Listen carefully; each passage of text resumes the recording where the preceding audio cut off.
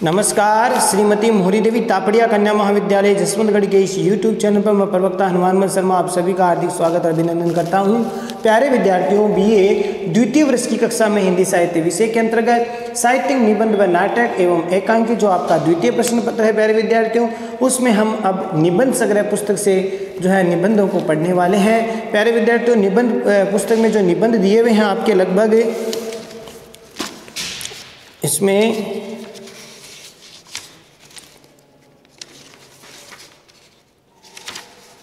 9 निबंध है प्यारे विद्यार्थियों, जिसमें पहला निबंध है साहित्यिक जनसमूह के हृदय का विकास बालकृष्ण भट्ट जी का, कवि कर्तव्य महावीर प्रसाद द्विवेदी जी का, तुलसी के सामाजिक मूल्य डॉक्टर रामविलास शर्मा जी का, भारत एक है रामधारी सिंह दिनकर जी का निबंध है ये, कवि तेरा बोर आ गया है कुबेरनाथ राय जी का, राष्ट्र का स्वरूप वासुदेव शरण अग्रवाल जी का, मानस की धर्मभूमि रामचंद्र शुक्ल जी का, पार्थिव धर्म पंडित विद्यानिवास मिश्र जी का, और राजस्थानी साहित्य में राष्ट्रीय भावना ये डॉक्टर कन्हैयालाल सहल जी का ये निबंध है। प्यारे विद्यार्थियों, इस पुस्तक में शुरुआत में आपके निबंध संग्रह जो पुस्तक है उसमें प्रारंभ में आपके 20 पृष्ठ है, उनको आपको ठीक प्रकार से पढ़ना है, क्योंकि उसमें से आपका जो 5वां प्रश्न परीक्षा में यूनिट में जो बनता है वो उससे आएगा। उसमें जो है कुछ प्रश्नों को मैं आपको पढ़ाऊँगा, इसमें देखना है आपको क्या क्या चीज़ें परीक्षा में आती हैं। तो इस 20 पृष्ठों को आपको घर पर पढ़ना है। चलिए प्यारे विद्यार्थियों, आज हम एक प्रश्न लेते हैं। इसमें हम बाद में निबंधों की चर्चा बाद में करेंगे इनके पाठों से। और पहला जो प्रश्न आता है, निबंध आखिर है क्या? निबंध की व्युत्पत्ति, अर्थ एवं परिभाषाएं स्पष्ट कीजिए। इस प्रकार से परीक्षा में प्रश्न आ सकता है। तो पहले हम निबंध के बारे में जानते हैं, और निबंध के बारे में आपकी पुस्तक में भी दिया हुआ है, तो उसको भी साथ में हम देके पढ़ते हैं इसको। प्रस्तावना, सबसे पहले अगर ये प्रश्न आ जाए तो पहले हम प्रस्तावना में कुछ लिखने वाले हैं। प्रस्तावना में आपको क्या लिखना है तो उसके बारे में देखिए कि प्रसिद्ध समालोचक एवं निबंधकार आचार्य रामचंद्र शुक्ल जी बहुत प्रसिद्ध निबंधकार हुए हैं, बहुत अच्छे लेखक हुए हैं, समालोचक हुए हैं। तो समालोचक जो आलोचना करता है, आलोचना में प्यारे विद्यार्थियों गुण और दोष दोनों की चर्चा की जाती है। तो किसी भी कृति की, किसी भी रचना की आलोचना करना यानी कि उस कृति की, उस रचना की जो गुण दोषों का विवेचन किया जाता है, वो अपने लेखक की अपनी अपनी दृष्टि होती है। तो प्यारे विद्यार्थियों, इसमें प्रस्ताव में आपको लिखना है कि प्रसिद्ध निबंधकार और आलोचक आचार्य रामचंद्र शुक्ल जी ने, मैं जो बोल रहा हूँ वो आप ठीक प्रकार से सुनते जाइए और इसी के आपको नोट्स बनाने हैं। आचार्य रामचंद्र शुक्ल जी ने निबंध को अतीव प्रौढ़ प्रतिभा से अभिव्यक्त रचना माना है। यानी रामचंद्र शुक्ल जी ये कहते हैं कि निबंध है वो अत्यधिक प्रौढ़ प्रतिभा, यानी जिसमें अत्यधिक प्रौढ़ता की आवश्यकता, उस प्रतिभा की जरूरत है, और ऐसे निबंध नहीं लिखा जाता। यानी निबंध लिखने के लिए आपके पास क्या होना चाहिए? अत्यधिक प्रतिभा होनी चाहिए, प्रौढ़ प्रतिभा, विकसित प्रतिभा होनी चाहिए। तो आचार्य रामचंद्र शुक्ल जी ने निबंध को अतीव प्रौढ़ प्रतिभा से अभिव्यक्त रचना माना है। उनका कथन है, अब ये बात आपको इन्वर्टेड कोमा में यानी उद्धरण चिन्ह में लिखनी है। क्या लिखनी है? कि यदि गद्य कवियों की कसौटी है, बहुत अच्छी इनके विचार है निबंध के संदर्भ में, तो क्या लिखना है? आपको ऐसा लिखना है, उनका कथन है या आचार्य रामचंद्र शुक्ल जी के अनुसार यदि गद्य कवियों की कसौटी है तो निबंध गद्य की कसौटी है। बहुत सुंदर बात कही है। यदि गद्य, यहाँ पर पद्य होना चाहिए, पद्य कवियों की कसौटी है तो निबंध गद्य की कसौटी है। जो कविता है वो कवि की, पद्य भाग है वो कवियों की कसौटी है, तो निबंध गद्य की कसौटी है। ठीक है, तो इस प्रकार से ये चीज़ आपको लिखनी है उद्धरण चिन्ह में। और इसके बारे में हम आगे और देखिए क्या लिखना है। किसी भी साहित्यकार की प्रतिभा का मूल्यांकन निबंध की कसौटी पर ही हो सकता है। बहुत महत्वपूर्ण बात है कि किसी भी साहित्यकार की अगर प्रतिभा को जांचना हो, आंकना हो, तो उसके लिए क्या आवश्यक है कि उसका मूल्यांकन उस साहित्यकार की प्रतिभा का मूल्यांकन किस आधार पर होगा? निबंध की कसौटी पर ही हो सकता है। निबंध लेखन जो है निबंध लेखन की कसौटी पर ही हो सकता है। इसका कारण यह है कि निबंध एक और तो निबंध एक ओर तो व्यक्ति की मानसिक चेतना और भावनात्मक या भावात्मक अनुभूति का लिखित रूप है। देखिए पुनः सुन लीजिए कि अगर किसी भी साहित्यकार की प्रतिभा की जो प्रमुख कसौटी क्या होती है, वो मूल्यांकन की कसौटी होती है निबंध लेखन। अब निबंध लेखन में क्या है कि निबंध एक ओर तो व्यक्ति की मानसिक चेतना और भावात्मक अनुभूति का लिखित रूप है, तो दूसरी ओर वह जन विकास का यथार्थ पत्रक भी है। यथार्थ माने वास्तविक, जन विकास का वास्तविक पत्रक है, यथार्थ पत्रक है। और तीसरी ओर वह साहित्यकार के व्यक्तित्व का परिचायक भी है। यानी तीसरी ओर ये क्या है, साहित्यकार के व्यक्तित्व का परिचायक भी है। तो इस प्रकार से आचार्य रामचंद्र शुक्ल जी इनके बारे में भाव व्यक्त करते हैं, अपने विचार व्यक्त करते हैं। अब देखिए, निबंध रचना में गद्य के संपूर्ण स्वरूप, तीव्रतम प्रभाव, अनवरुद्ध प्रवाह और अर्थ विस्तार की परख होती है। यानी निबंध रचना में क्या होती है कि गद्य का संपूर्ण स्वरूप उसमें दिखता है और उसका तीव्रतम प्रभाव पड़ता है, उस निबंध लेखन का प्रभाव अधिक पड़ता है, तीव्रतम प्रभाव पड़ता है और इसका प्रवाह वो जो है बिना बाधा के निरंतर चलता रहता है। अर्थ विस्तार की परख होती है। भाषा की पूर्ण शक्ति का विकास भी निबंधों में ही सबसे अधिक संभव होता है। भाषा कितनी, किसी साहित्यकार की भाषा पर कितनी अच्छी पकड़ है, ये भी बात किससे जानी जा सकती है, निबंध लेखन से। तो भाषा की पूर्ण शक्ति का विकास निबंधों में ही सबसे अधिक संभव होता है।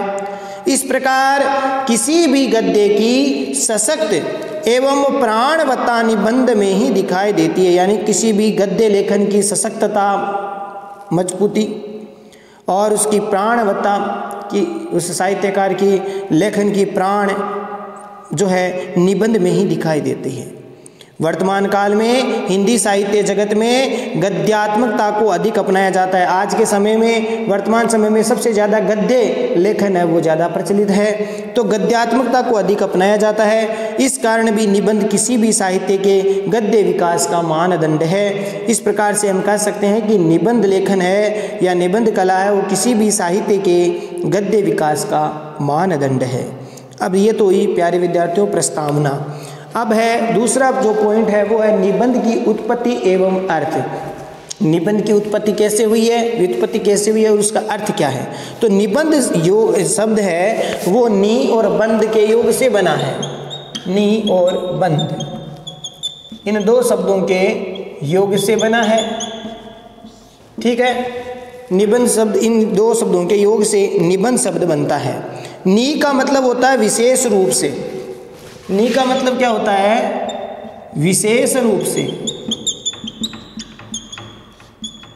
नी का अर्थ, नी का आशय विशेष रूप से और बंध का आशय बंधन है। यानी जो विशेष रूप से रचना जिसको बांधा जाए, विशेष रूप से जो बंधन में रचना हो, वो निबंध कहलाती है। इस प्रकार से व्युत्पत्ति के भावों का समग्र बंधन या शब्द रूप में विशेष गुंफन करना, अर्थ प्रकट करना निबंध कहलाता है। यानी इस प्रकार से अगर निबंध की इस उत्पत्ति को देखा जाए, नी और बंध शब्दों के योग से जो शब्द बने, इसमें इसका भाव ये होता है कि नी का आशय होता है प्यारे विद्यार्थियों विशेष, और विशेष रूप से, और बंध मन बंधन। यानी जो रचना काव्य, जो भी गद्य रचना है वो विशेष रूप से बंधन में भावों से, समग्र बंधन से युक्त रचना होती है, शब्द विशेष से परिपूर्ण होती है, वो रचना निबंध कहलाती है। तो इस प्रकार से इस प्रकार की व्युत्पत्ति करने में भावों का, जो साहित्यकार है वो अपने भावों का समग्र यानी सारे बंधन या शब्द रूप में विशेष जो है शब्दों का गुंफन करता है, विशेष रूप से शब्दों को प्रकट करता है, वह निबंध कहलाता है। संस्कृत में निबंध का समानार्थी शब्द प्रबंध है। संस्कृत में अगर बात करें तो संस्कृत में निबंध शब्द का समानार्थी शब्द एक आता है। निबंध शब्द का समानार्थी शब्द है वो है प्यारे विद्यार्थियों प्रबंध। प्रबंध का अर्थ भी जो विशेष प्रकार से बंधा हुआ हो वो प्रबंध हो गया। अब देखिए प्रबंध आता है, और जिसका मूल अर्थ होता है प्रय। प्रय का अर्थ हो गया प्रकर्ष से बंध, बंध और अन। तो इस प्रकार से ये 3 रूपों में बंध जाता है, प्रय और बंध और प्यारे विद्यार्थियों अन्य, इसके अंदर प्रत्यय लग जाएगा संस्कृत के अंदर। तो प्रबंध अन, इससे प्रबंध बन जाता है। और इसका अर्थ होता है प्रय का मतलब होता है प्रकर्ष से, और बंध और अन का मतलब होता है बांधना। प्रकर्ष से बंधन का अर्थ होता है बांधना। तो इस प्रकार से बड़े विशेष रूप से किसी सामग्री को बांधा जाता है शब्दों के द्वारा, वो निबंध कहलाता है। संस्कृत में यानी जो अच्छी प्रकार से संदर्भ युक्त जो ग्रंथ रचना होती है, सही प्रकार से शब्दों का चयन किए हुए जो रचना होती है वो निबंध हो गई। संस्कृत में यद्यपि प्रबंध शब्द निबंध का पर्यायवाची है, संस्कृत जो में जो प्रबंध शब्द आता है वो निबंध का ही क्या है, पर्यायवाची है। परंतु अर्थ की दृष्टि से प्रबंध शब्द अधिक व्यापक है। अगर अर्थ की दृष्टि से बात करें तो प्रबंध शब्द ज़्यादा व्यापक है, अधिक व्यापक है। इस कारण आज प्रबंध शब्द का प्रयोग ऐसी रचना के लिए किया जाता है जिसमें किसी विषय का सांगोपांग वर्णन विस्तार से किया जाए। जैसे प्रबंध काव्य होता है ना अपना हिंदी साहित्य में, प्रबंध काव्य, खंड काव्य, महाकाव्य, ऐसे अलग अलग काव्य होते हैं, मुक्त काव्य। तो ऐसी प्रकार से आज जो प्रबंध शब्द का प्रयोग ऐसी रचनाओं में किया जाता है या ऐसी रचनाओं के लिए होता है जिसमें किसी विषय का सांगोपांग यानी पूर्ण अंगों के साथ सभी अंगों सहित विषय का सांगोपांग वर्णन विस्तार से किया जाता है तथा जिसे प्रबंध काव्य भी कहा जाता है। इस प्रकार से वो प्रबंध शब्द का प्रयोग हम लेते हैं। हिंदी में निबंध शब्द का प्रयोग अंग्रेजी के ऐसे का रूपांतरण या पर्यायवाची है। अब अंग्रेजी हिंदी में जो निबंध शब्द है वो अंग्रेजी से आया है। अंग्रेजी में इसको ऐसे कहते हैं, ठीक है, क्या कहते हैं, ऐसे। अब इसका समानार्थी शब्द है यानी अंग्रेजी का ऐसे का मतलब निबंध। अब निबंध की जो है प्यारे विद्यार्थियों, अब इसके बारे में अगर और चर्चा करें हम तो निबंध शब्द ऐसे देखें तो विशुद्ध भारतीय है। निबंधा नातिथि निबंध है, इस प्रकार से प्राचीन रूप से इस शब्द का प्रयोग किया जाता है। निबंध और ल्यूट जो प्रत्यय हैं यानी निबंध शब्द की अगर टुकड़े करें शब्द को तो नि धन बंध धन ल्यूट। निबंधयति निबंधयते नेनास्मिन वा, अर्थात ऐसी रचना जिसमें विचारों का निबंधन हो। ऐसी संस्कृत में कहा गया है कि ऐसी रचना जिसमें विचारों का निबंधन हो यानी बंधन हो। ऐसी रचना जिसमें विचारों का क्या हो, निबंधन हो, वो निबंध कहलाती है। और इसको और भी रूपों में बांटा जा सकता है। अब निबंध को अगर देखें व्युत्पत्ति के आधार पर, वांग्मय के आधार पर, प्राचीन ग्रंथों के आधार पर, तो निबंध का अर्थ होता है प्यारे विद्यार्थियों एकत्रित करना, संचय करना, बांधना, संगठित करना या फिर जोड़ना। निबंध का अर्थ क्या हो गया, एकत्रित करना, संग्रह करना, संचय करना, संगठित करना, बांधना या फिर जोड़ना आदि क्रियाओं का ये द्योतक है माना जाता है। प्राचीन काल में इस शब्द का प्रयोग भोजपत्रों के संग्रह और सीने की क्रिया में किया जाता था, यानी किसी को जोड़ने के लिए और सिलाई इत्यादि के लिए भी निबंध शब्द काम में लिया जाता था। कालांतर में अर्थ संकोच होने के कारण इस शब्द का अभिप्राय भाष्यों तथा टीका जो ग्रंथ है उनके साहित्यिक, धार्मिक, दार्शनिक आदि विषयों के विवेचनात्मक ग्रंथों के लिए किया गया। इस संदर्भ में एक विचार प्रधान रचना ही निबंध का अर्थ वहन करती है। ठीक है कि इस संदर्भ में अगर बात करें कि विचार प्रधान रचना, निबंध माने एक विचार प्रधान रचना हो जिसमें विचार हो, विचार प्रधान रचना ही निबंध का अर्थ वहन करते हैं, उसको निबंध कहा जाता है। जो एक विचार प्रधान रचना है उसको निबंध कहा जाता है। ठीक है प्यारे विद्यार्थियों। आधुनिक काल से पूर्व सभी रचनाएं पद्य में लिखी गई। अधिकतर रचनाएं हैं आधुनिक काल जो अपना हिंदी साहित्य में चलता है, उससे पहले की जो रचनाएं आपको ज़्यादातर किसमें मिलेगी? पद्य में। और ये जो गद्य है वो तो आधुनिक विधा है। मुख्य रूप से निबंध को आधुनिक युगीन गद्य विधा ही मानना चाहिए। अगर निबंध की बात करें हम हिंदी साहित्य में तो आधुनिक युग की एक ये विधा है।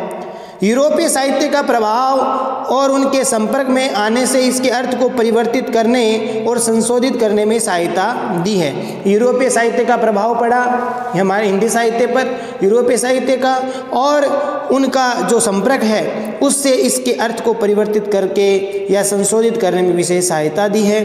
फ्रेंच साहित्यकार मोंटेन, फ्रेंच साहित्यकार हुए हैं मोंटेन, जिनका कार्यकाल 1533 से लेकर 92 तक था। फ्रेंच साहित्यकार है ये, फ्रांसीसी फ्रेंच साहित्यकार मोंटेन। इनका 1500 समय है, इनका 1533 से 92 तक का।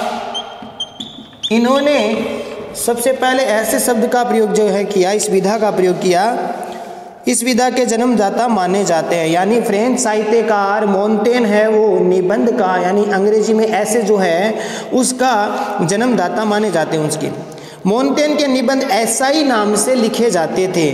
मोंटेन ने जो निबंध लिखा, शैली जो अपनाई, उसको ऐसे ही कहा। क्या कहा? ऐसे ही कहा। और मोंटेन ने सबसे पहले इसके जन्मदाता माने जाते हैं। अब देखिए प्यारे विद्यार्थियों, आगे देखिए एसाई, एसाई है, क्षमा करना प्यारे विद्यार्थियों, एसाई, एसाई जो है इन्होंने लिखा, जो मुख्य रूप से फ्रेंच में संस्कृति की छाप लिए हुए व्यक्तिगता और विषय प्रधान है। यानी इसमें ये जो एसाई लिखा गया उसमें मुख्य रूप से प्यारे विद्यार्थियों फ्रेंच संस्कृति की छाप थी और व्यक्ति को और विषय प्रधान था, यानी व्यक्तिगता और विषय प्रधान था। ये अंग्रेज लेखक बेकन हुए हैं, अंग्रेज लेखक बेकन, अंग्रेज लेखक बेकन, इन्होंने भी इस विधा में योगदान दिया, निबंध की विधा में। और 1561 से लेकर के 1626, 1561 से इनका कार्यकाल था, 1561 से लेकर 1626 तक इनका रचना काल था। तो इन्होंने मिस्टर जो बेकन थे उन्होंने भाव गंभीर, सुक्ति बहुल, विचार प्रधान, संक्षिप्त एवं विषय प्रधान निबंधों की पुस्तक एसेज नाम से लिखी। इन्होंने एक पुस्तक लिखी जिसका नाम था एसेज, एसेज नाम की पुस्तक लिखी। और इसमें उन्होंने क्या लिखा? भाव गंभीरता, सुक्ति बहुल, सुक्तियों से युक्त रचना, विचार प्रधान, संक्षिप्त, विषय प्रधान रचना, ये जो है निबंधों की एक पुस्तक लिखी। फ्रेंच एसाई का अर्थ है प्रयत्न करना। फ्रेंच में एसाई का अर्थ होता है प्रयत्न करना। अगर इस शब्द को फ्रेंच में अर्थ करें तो इसका अर्थ होता है प्रयास करना, प्रयास करना। एसाई का मतलब प्रयास करना। और जबकि ऐसे लातीन एक्जिम के अधिक करीब है, इसका अर्थ होता है मूल्यांकन करना। और ऐसे शब्द का अगर अर्थ करें तो ऐसे का अर्थ होता है मूल्यांकन करना। ये अंग्रेजी विद्वानों ने, फ्रेंच विद्वानों ने इस बात को लिखा है, यानी इससे यूरोपीय जो लेखक थे उनसे हम प्रभावित हुए और इसका हिंदी पर भी प्रभाव पड़ा। मूल्यांकन करना, परखना, इसको ऐसे कहा जाता है। अंग्रेजी शब्द ऐसे के अर्थ में हिंदी शब्द एक लचीली गद्य विधा है जिसके अंतर्गत किसी भी विषय को लेकर व्यक्ति पूर्ण स्वतंत्रता से, यानी हिंदी जो गद्य विधा में जो निबंध है, अपनी जो निबंध शैली है उसमें कोई व्यक्ति पूर्ण रूप से स्वतंत्र भाव से अपने विचारों को अभिव्यक्त कर सकता है। एक निश्चित क्रम में यह लघु विस्तृत आकार का हो सकता है, लघु भी हो सकता है, विस्तृत आकार का भी हो सकता है। मुख्य रूप से इसमें लेखकों के विचार का प्रतिफलन होता है। निबंध में मुख्य रूप से लेखक के विचारों का प्रतिफल होता है, एक तरह प्रतिफलन होता है, एक तरह विचारों का फल है वो निबंध के रूप में लिखा जाता है। लेखक न केवल अपनी मान्यताएं प्रतिष्ठित करता है अपितु ये विभिन्न परिवेशों विचारों द्वारा दिशा निर्देश भी देता है। यानी लेखक क्या करता है, इसमें अपनी मान्यता को भी प्रतिष्ठित करता है, साथ ही साथ वह विभिन्न परिवेशों, विचारों और दिशा निर्देशों को भी देता है। निबंध द्वारा सामयिक और परंपरागत मान्यताओं एवं स्थितियों का परिचय और ब्यौरा दिया जा सकता है। तो ये थी निबंध के बारे में थोड़ी प्रस्तावना है। इसके निबंध की व्युत्पत्ति के संदर्भ में बात करते हैं हम। अब प्यारे विद्यार्थियों, हम थोड़ी सी जानकारी लेते हैं निबंध की परिभाषाएं क्या है। एक टॉपिक, इसमें एक बिंदु आपको लिखना है, निबंध की परिभाषाएं। अब निबंध की परिभाषाओं में सबसे प्रमुख आते हैं हमारे रामचंद्र शुक्ल जी। रामचंद्र शुक्ल, आचार्य रामचंद्र शुक्ल जी हैं, इन्होंने इसका किस प्रकार से निबंध के बारे में परिभाषा दी है। तो देखिए, इसको इन्वर्टेड कोमा में आपको लिखना है। आचार्य रामचंद्र शुक्ल जी के अनुसार आधुनिक पाश्चात्य लक्षणों के अनुसार, आधुनिक पाश्चात्य लक्षणों के अनुसार निबंध उसी को कहना चाहिए जिसमें व्यक्तित्व या व्यक्तिगत विशेषता हो। ये किसके विचार है? आचार्य रामचंद्र शुक्ल जी ने निबंध के संदर्भ में अपनी परिभाषा दी है। और आचार्य रामचंद्र शुक्ल जी ये कहते हैं कि आधुनिक जो पाश्चात्य लक्षणों के अनुसार, आधुनिक पाश्चात्य उनके लक्षणों के अनुसार निबंध उसी को ही कहना चाहिए जिसमें व्यक्तित्व या फिर व्यक्तिगत विशेषताएं हो। इस तरह से ये इन्वर्टेड कोमा में बंद हो गई बात, यानी उद्धरण चिन्ह में आपको लिखना है बात को। तो इस प्रकार से ये परिभाषा आचार्य रामचंद्र शुक्ल जी की है, समझ में आ गई होगी, ये आपको लिखना है। दूसरी विशेषता, दूसरी जो परिभाषा, विशेषता नहीं है परिभाषा, दूसरी परिभाषा आचार्य हजारी प्रसाद द्विवेदी जी की है। आचार्य हजारी प्रसाद द्विवेदी जी के अनुसार निबंध की क्या परिभाषाएं हैं, देखिए इन्वर्टेड कोमा में यानी उद्धरण चिन्ह में लिखना है, भावों या विचारों की प्रधानता, भावों या विचारों की प्रधानता तथा शैली की रमणीयता के योग से, शैली की रमणीयता के योग से जिस नवीन साहित्य का प्रचलन हुआ, जिस नवीन यानी नए, जिस नवीन साहित्य का प्रचलन हुआ उसे ही निबंध साहित्य की संज्ञा दी जा सकती है या दी गई है। इस प्रकार से इन्वर्टेड कोमा में लिखना। एक बार पुनः सुन लीजिए, आचार्य हजारी प्रसाद द्विवेदी जी निबंध के बारे में क्या कहते हैं कि भावों, ये बात आपको उद्धरण चिन्ह में लिखनी है, इन्वर्टेड कोमा में लिखनी है, भावों या विचारों की प्रधानता तथा शैली की रमणीयता के योग से जिस नवीन साहित्य का प्रचलन हुआ उसे ही निबंध साहित्य की संज्ञा दी गई है। इन्वर्टेड कोमा बंद। तो इस प्रकार से आपको लिखना है, यानी उद्धरण चिन्ह बंद करके आपको ये परिभाषा लिखनी है। एक परिभाषा और है विद्वान आचार्य नंद दुलारे वाजपेयी जी के अनुसार। तो नंद दुलारे वाजपेयी जी क्या कह रहे हैं कि ये भी बात आपको क्या करना है, इन्वर्टेड कोमा में उद्धरण चिन्ह में लिखनी है कि असंपूर्णता का विचार न करने वाला, असंपूर्णता का विचार न करने वाला गद्य रचना का वह प्रकार, गद्य रचना का वह प्रकार जिसमें स्वानुभूति की प्रधानता हो। स्वानुभूति माने खुद की अनुभूति, स्वयं की अनुभूति। तो जिसमें स्वानुभूति की प्रधानता हो, जिसमें लेखक का व्यक्तित्व पूर्ण रूप से प्रतिबिंबित हो, जिसमें लेखक का व्यक्तित्व पूर्ण रूप से प्रतिबिंबित हो, निबंध कहलाएगा। ये बात कहते हैं आचार्य नंद दुलारे वाजपेयी जी। तो इस प्रकार से प्यारे विद्यार्थियों ये परिभाषाएं हैं। निष्कर्ष के तौर पर प्यारे विद्यार्थियों आपको लिखना है इसमें, ठीक है। और एक डॉक्टर दशरथ ओझा की जी छोटी सी एक परिभाषा आप याद कर सकते हैं, सरल रहेगी। इन्होंने लिखा है, डॉक्टर दशरथ ओझा जी लिखते हैं कि निबंध एक रचना शैली है। निबंध एक, ये भी बात इन्वर्टेड कोमा में लिखनी है। कौन कह रहे हैं ये बात? डॉक्टर दशरथ ओझा जी अपने विचार प्रकट कर रहे हैं, परिभाषा दे रहे हैं निबंध की, कि निबंध एक रचना शैली है जिसमें लेखक किसी विषय का व्यक्तिगत ढंग से विचार करता है। यानी निबंध एक ऐसी रचना शैली है जिसमें लेखक किसी विषय पर व्यक्तिगत ढंग से विचार करता है, वो निबंध कहलाता है। ठीक है। तो इस प्रकार से ये परिभाषा है। ऐसे और भी परिभाषाएं आप पुस्तक में देख लेना निबंध संग्रह वाली, तो इसमें परिभाषाएं और भी दी हुई है। निष्कर्ष के तौर में प्यारे विद्यार्थियों आपको क्या लिखना है इसमें, निष्कर्ष के तौर में आपको लिखना है इसमें कि इन सभी परिभाषाओं पर विचार करके ये कहा जा सकता है कि निबंध में उसके रचयिता की व्यक्तित्व की अभिव्यक्ति होती है। बहुत सीधी सी बात है इसमें भाई प्यारे विद्यार्थियों। निबंध में क्या होगा कि जो निबंधकार होगा उसके व्यक्तित्व की झलक निबंध में दिखेगी। बस यही बात है मुख्य रूप से। निबंध में उसके रचयिता के व्यक्तित्व की छाप दिखेगी, उसके व्यक्तित्व की अभिव्यक्ति है वो होती है। तुच्छ से तुच्छ वस्तु भी निबंध भी की विषय वस्तु बन सकती है। यह भी बहुत विशेषता है, एक तरह से विशेषता ही है कि तुच्छ से तुच्छ वस्तु, छोटी सी छोटी वस्तु को भी उसके ऊपर भी निबंध लिखा जा सकता है। तो तुच्छ से तुच्छ वस्तु भी निबंध की विषय वस्तु बन सकती है, परंतु उसका प्रतिपादन साहित्यिक होना चाहिए। लेकिन लिखने वाला कैसा होना चाहिए, उसका लिखने की जो शैली है वो साहित्यिक होना चाहिए, यानी प्रतिपादन साहित्यिक ढंग से होना चाहिए।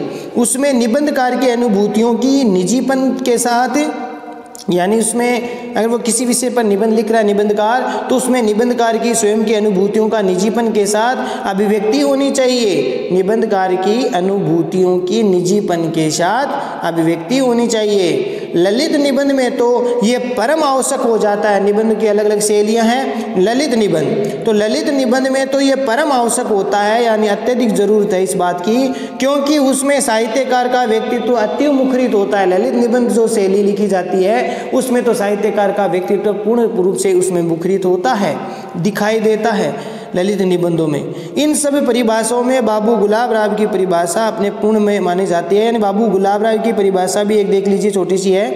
बाबू गुलाब राव है वो निबंध की परिभाषा ये देते हैं कि निबंध उस गद्य रचना को कहते हैं। ये परिभाषा थोड़ी मैं अभी बता रहा हूँ, आप ये भी इन्वर्टेड कोमा में उसको लिख देना। बाबू गुलाब राय के शब्दों में, बहुत अच्छे ये निबंधकार हैं बाबू गुलाब राय जी। तो निबंध उस गद्य रचना को कहते हैं जिसमें एक सीमित आकार के भीतर किसी विषय का वर्णन या प्रतिपादन, एक विशेष निजीपन, स्वच्छंदता, सौष्ठव और सजीवता तथा आवश्यक संगति और संबद्धता के साथ किया गया हो। ये बात आपको लिखनी है बाबू गुलाब राय की। यानी निबंध उस गद्य रचना को कहते हैं जिसमें एक सीमित आकार के भीतर किसी विषय का वर्णन या प्रतिपादन, एक विशेष निजीपन, स्वच्छंदता, सौष्ठव और सजीवता तथा आवश्यक संगति और संबद्धता के साथ किया गया हो। तो इस प्रकार से ये बात है बाबू गुलाब राय की परिभाषा है।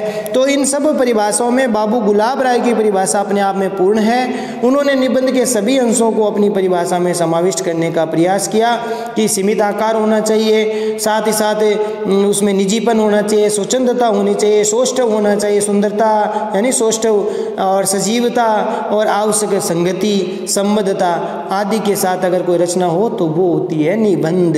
तो इस प्रकार से बाबू गुलाब राय की परिभाषा बहुत अच्छी सटीक बैठती है, या उनकी परिभाषा ज़्यादा चीज़ों को छू रही है, यानी उसके भाव प्रकट हो रहे हैं।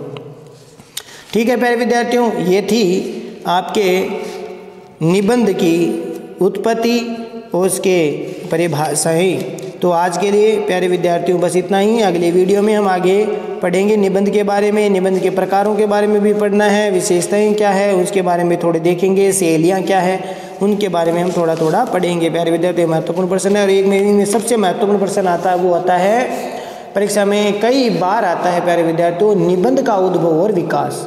ये है निबंध की विकास यात्रा।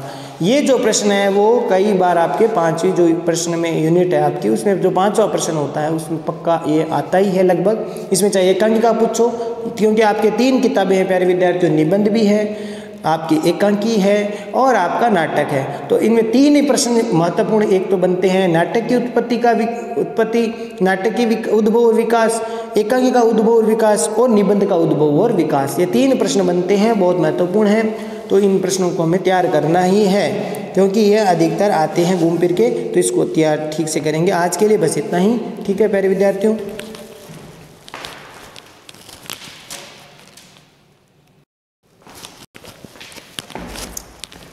तो प्यारे विद्यार्थियों, आज हमने जो है निबंध की उत्पत्ति, अर्थ और परिभाषाएं इस ठीक प्रकार से आपको हमने पढ़ाई की है। इसके बारे में आशा करता हूँ समझ में आ गई होगी।